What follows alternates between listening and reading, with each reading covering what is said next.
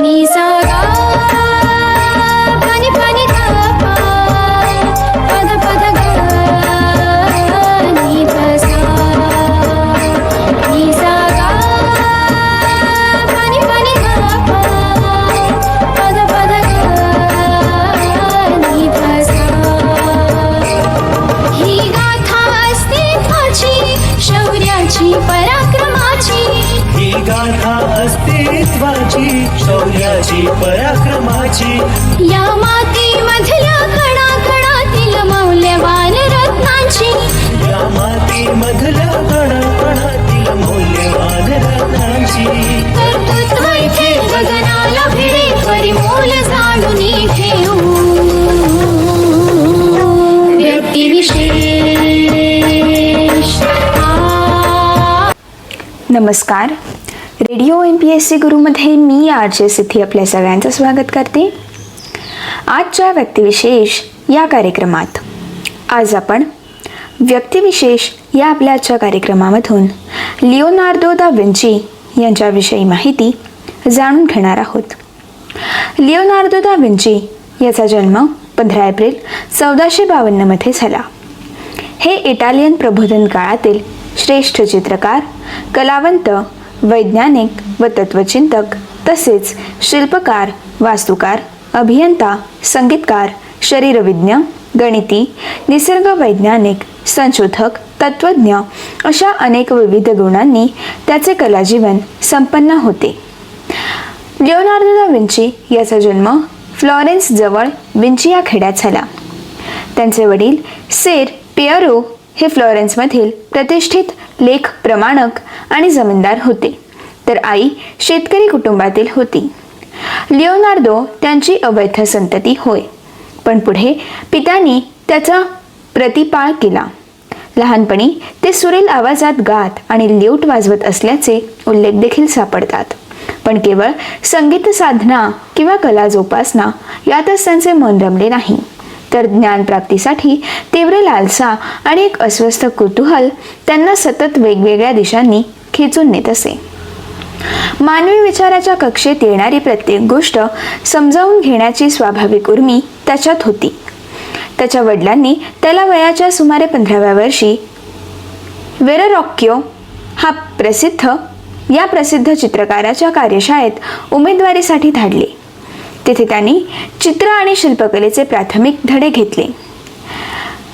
वेररॉक्योच्या बाप्तिझम of Christ सुमारे 1457 या भित्तिचित्राच्या डाव्या बाजूच्या कोपऱ्यातील एका देवदूताचे चित्र हे लिओनार्दो यांनीच रंगवले. त्यात त्याचे चित्रकौशल्य प्रकर्षाने दिसून येते. फ्लॉरेन्समध्ये लिओनार्दोने 10 ते 12 वर्षे शास्त्र आणि कला यांची निस्सीम उपासना केली. 1472 मध्ये ते फ्लॉरेन्सच्या चित्रकार संघाचा म्हणजेच गिल्डचा प्रमुख चित्रकार बनला.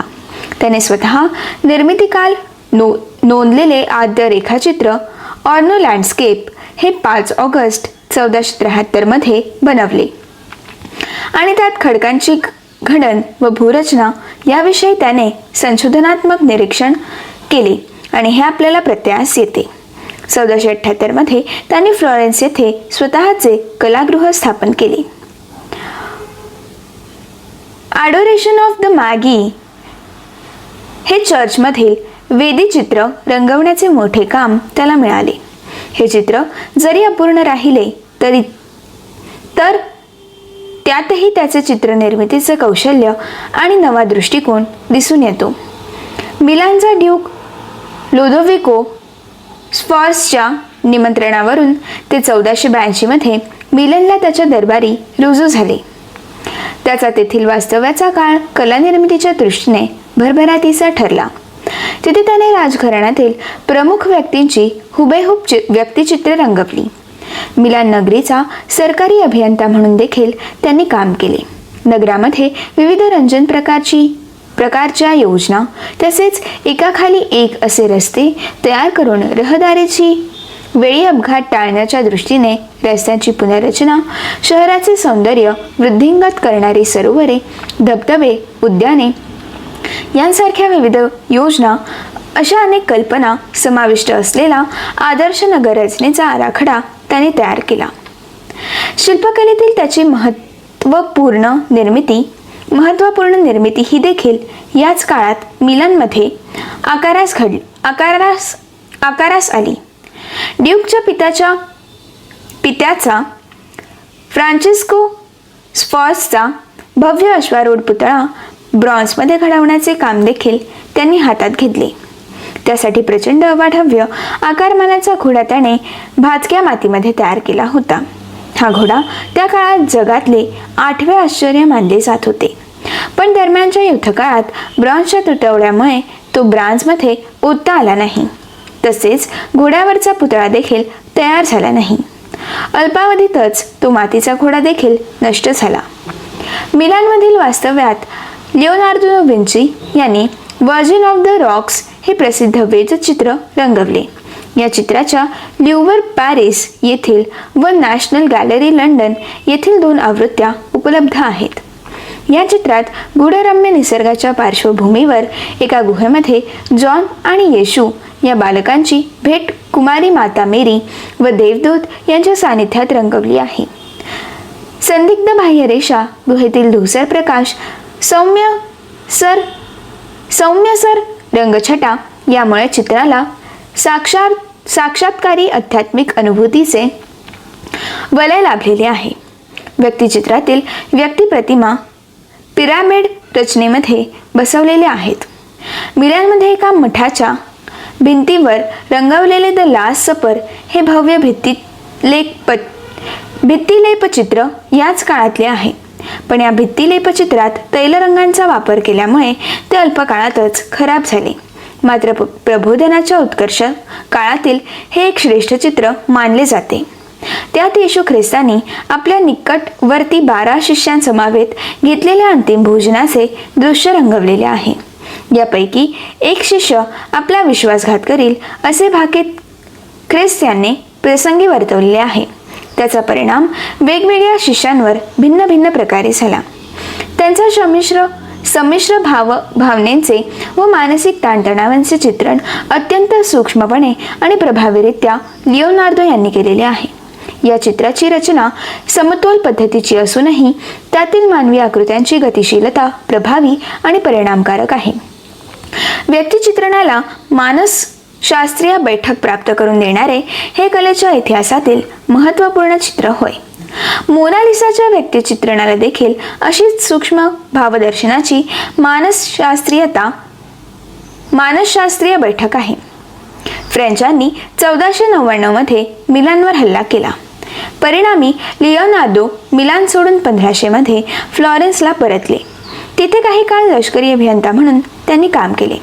या काळात ते मानवी देहाचे शवविच्छेदन विपुल प्रमाणात करून शरीररचना शास्त्राची जाणकारी प्राप्त त्यांनी केली आणि तो त्या काळातील सर्वात निपुण शरीरविज्ञ म्हणून मान्यता पावला. या कालखंडात त्याने 3 मोठे कला प्रकल्प हाती घेतले. द बॅटल ऑफ आंग्रिया हे भव्य भित्तिचित्र, पण ते अपूर्णच राहिले.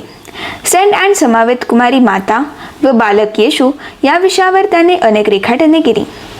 त्यापैकी पॅरिसच्या लवर संग्रहालयात असलेले Saint and the Virgin and the infant Christ with a lamp हे रंगचित्र अप्रतिम आहे. या चित्राचे वैशिष्ट्य म्हणजे चित्रातील नेटक्या सुबक व्यक्तिप्रतिमा व त्यांची पिरामिड रचना. पौराणिक विषयावरील लेडा अँड द स्वान या चित्राची अनेक रेखाटने त्यांनी केली. लेडाच्या स्त्री प्रतिमेचे प्रवाही वक्राकार रेषांकन पुढील चित्रकारांना प्रेरणादायी ठरले. फ्लॉरेन्समधील बड्या स्त्री पुरुषांची व्यक्तिचित्रे रंगवण्यात त्याने बराच काळ व्यतीत केला. मोनालिसा हे जगद्विख्यात कलाकृती ह्याच काळात घडली. फ्लॉरेन्समधील फ्रान्सिस्को देल जोकोंदो या व्यापाराच्या 3ऱ्या पत्नीचे हे व्यक्तिचित्रण कलेच्या इतिहासात अद्वितीय आणि अजरामर ठरले.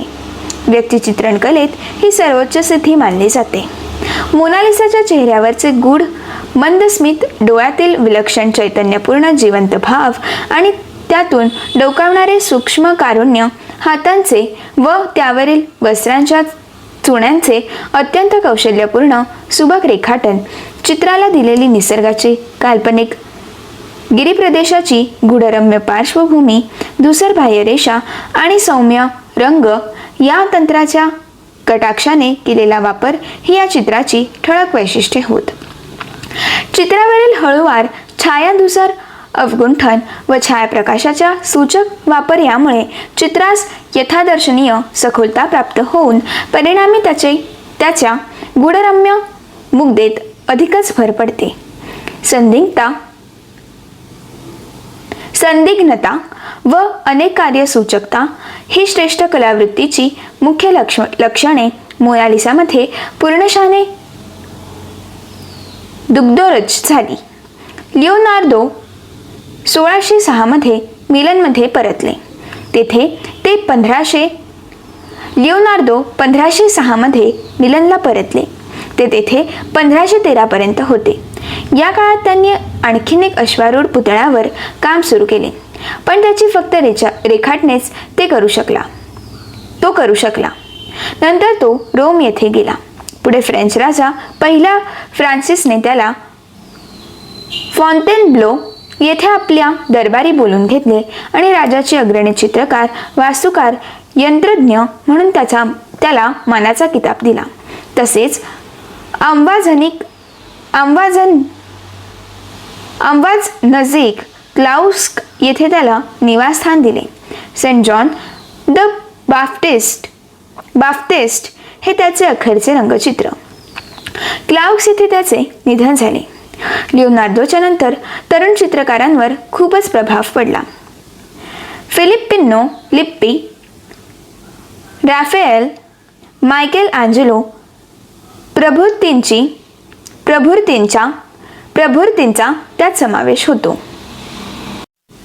लिओनार्दो याच्या मते काव्य आणि कला ही अस्सल वास्तव्याच्या ज्ञानाचे साधन होत. केवळ मानसिक कल्पनारंग एवढाच कलेचा अर्थ नाही. विज्ञानात सत्याचे मूल्य जेवढे आहे त्यापेक्षा कलेला कमी नाही. दोन्हीतील सत्य सारख्याच तोलाचे आहे आणि या दोन्ही सत्यांचा पाया अचूक आणि सूक्ष्म निसर्ग निरीक्षण हाच आहे. या दोन्ही सत्यांचा पाया निसर्ग आणि सूक्ष्म निसर्ग निरीक्षण हाच आहे. निसर्ग आकार घेऊनच अस्तित्वात येते. निराकारता हा त्याचा स्वभाव नव्हे. कलेच्या माध्यमातून देखील साकार निसर्गाचेच दर्शन घडते. कलात्मक प्रतिभा निसर्गाला उल्लंघून अवास्तव कल्पना विलासात नरमता निसर्गाचा स्वाभाविक नियम पकडते आणि हा नियम वास्तव सौंदर्याचा आविष्कार करतो. मानव प्रज्ञेमध्ये बुद्धी आणि प्रतिभा हे दोन घटक आहेत. ते परस्पर पूरक आहेत. बुद्धी व प्रतिमा यांचे कार्य एकच, ते म्हणजे वस्तूंना आकार देणे. बुद्धीने विज्ञान आणि प्रतिमेने कला निर्माण होते. सौंदर्य व नियमबद्धता या तादात्म्याची उत्कट संवेदना प्रबोधन संस्कृतीवर अंमल गाजवत होती. कला व विज्ञान यांचे अधिष्ठान ही संवेदनाच बनली. लिओनार्दोची कला आणि वैज्ञानिक निरीक्षणे या प्रबोधन योगीन विचारसरणीचेच आविष्कार होते. लिओनार्दो दा विंची याचे निधन 2 मे 1519 मध्ये झाले. हे होते आजचे व्यक्तिविशेष लिओनार्दो दा विंची. असेच काही वेगवेगळे व्यक्तिविशेष आणि वेगवेगळे कार्यक्रम ऐकण्यासाठी stay tune to radio MPSC Guru. याचसोबत विद्यार्थ्यांना जर आता आम्हाला फीडबॅक द्यायचा असेल किंवा त्यांची प्रतिक्रिया आमच्यापर्यंत पोहोचवायची असेल तर त्यासाठी आमचा व्हॉट्सॲपचा नंबर देखील आहे. आमचा व्हॉट्सॲपचा नंबर आहे 8698869880 म्हणजेच 8698 8698 80. याचसोबत विद्यार्थ्यांना जर ईमेल थ्रू त्यांची प्रतिक्रिया आमच्यापर्यंत पोहोचवायची असेल तर त्यासाठी आमचा ईमेल ID सुद्धा आहे. आमचा ईमेल ID आहे radiompscguru@gmail.com. या दोन्ही माध्यमातून विद्यार्थी त्यांची प्रतिक्रिया किंवा त्यांच्या काही शंका आमच्यापर्यंत नक्कीच पोहोचवू शकतात. यासोबत विद्यार्थ्यांना जर MPSC, UPSC आणि इतर कॉम्पिटिटिव्ह एक्झाम्स रिलेटेड काही व्हिडिओज किंवा काही माहिती जाणून घ्यायची असेल तर त्यासाठी आमचं यूट्यूबवर चॅनल देखील आहे. आमच्या चॅनलचे नाव आहे स्पेक्ट्रम अकॅडमी. नक्कीच आमच्या चॅनलला व्हिजिट करा, सबस्क्राईब करा आणि बेल आयकॉन प्रेस करायला विसरू नका. तुम्हाला या आमच्या यूट्यूब पेजवर MPSC, UPSC आणि इतर कॉम्पिटेटिव्ह एक्झाम्स जसे की बँकिंग सारख्या परीक्षांविषयी भरपूर माहिती आणि भरपूर सारे वेबिनार्स सुद्धा अटेंड करायला मिळतील. नक्कीच आमच्या चॅनलला व्हिजिट करा आणि ऐकत रहा radio MPSC Guru, spreading the knowledge, powered by spectrum academy.